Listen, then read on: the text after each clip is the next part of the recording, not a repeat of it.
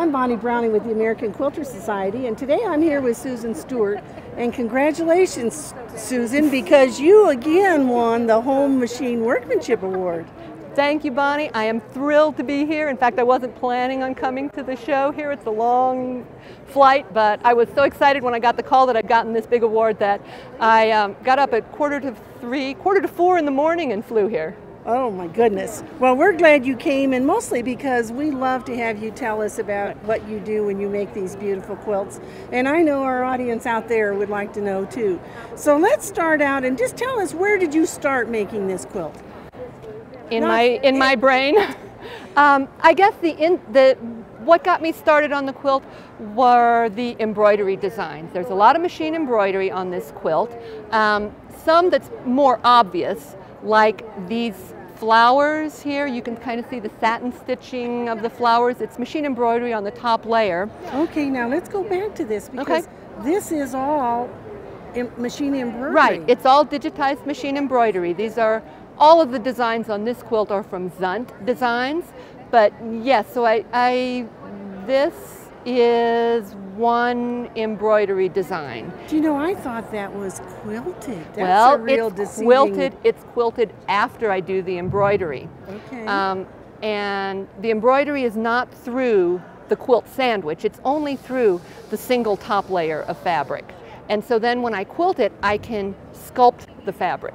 Okay, so when you're doing this much embroidery, how do you stabilize that so that it lays so nice and flat? Well, normally, and I tell students to use a tearaway stabilizer for a large design like this.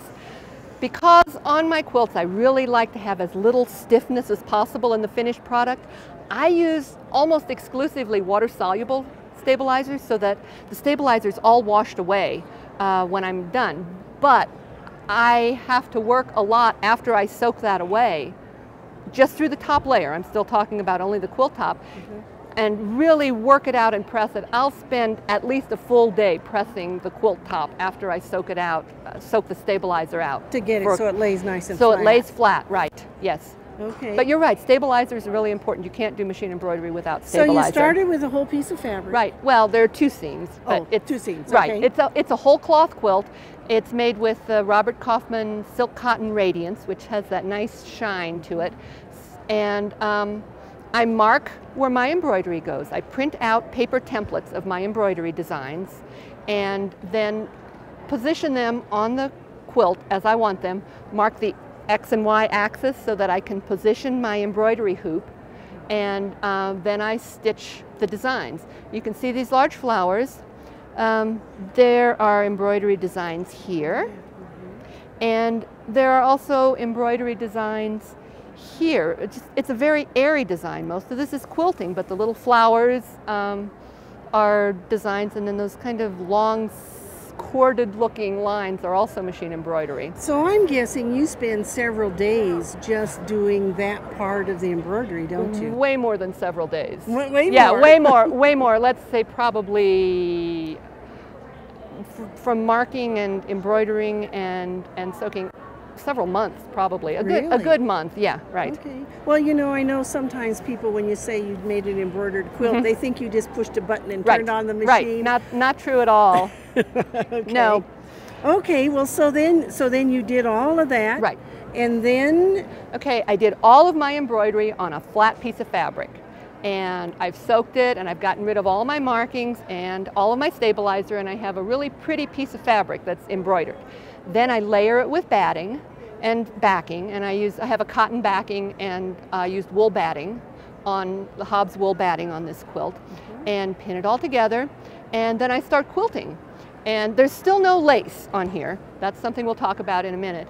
The first thing I do when I'm quilting is I stitch in the ditch with monofilament around the edges of all of my embroidery designs. That's the first step to start sculpting this fabric. That's why it looks like they're quilted, because actually they are. Yes. And it's just a stitch in the ditch of around everything. These as well. And these flowers are just quilted. We're just talking about embroidery designs now. Then I switch to silk thread, the Silk 100 thread, and I echo quilt around all of those. That's again compressing that background and lifting that embroidery design up.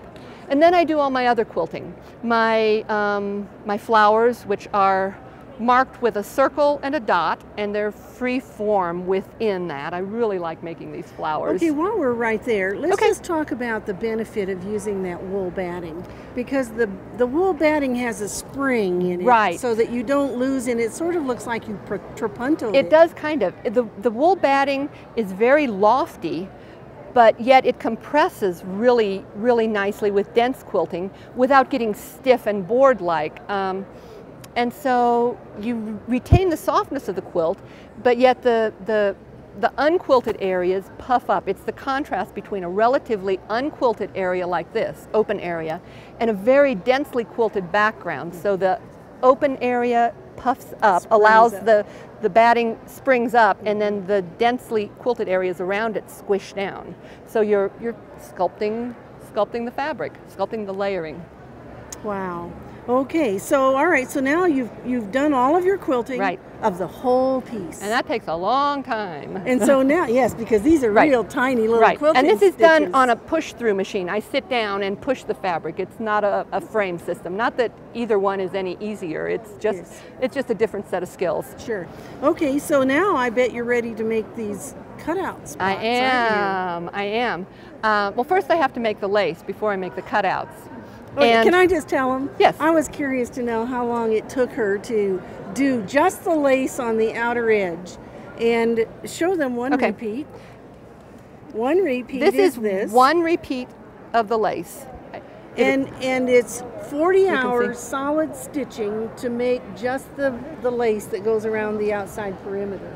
So for those of you who think this is a really fast project, it is not. It's a very meticulous project. Right, it is. Well, Susan, congratulations. This quilt is a stunner and well deserving of the Home Workmanship Award. So congratulations again. Thank you so much. And we hope that you'll enter our show, because we know all of you have quilts out there that you could enter in the AQS Quilt Week contest. And you know what? You can't win if you don't enter. Isn't that right? It's true. You never know. There's a first time. There's always a first time.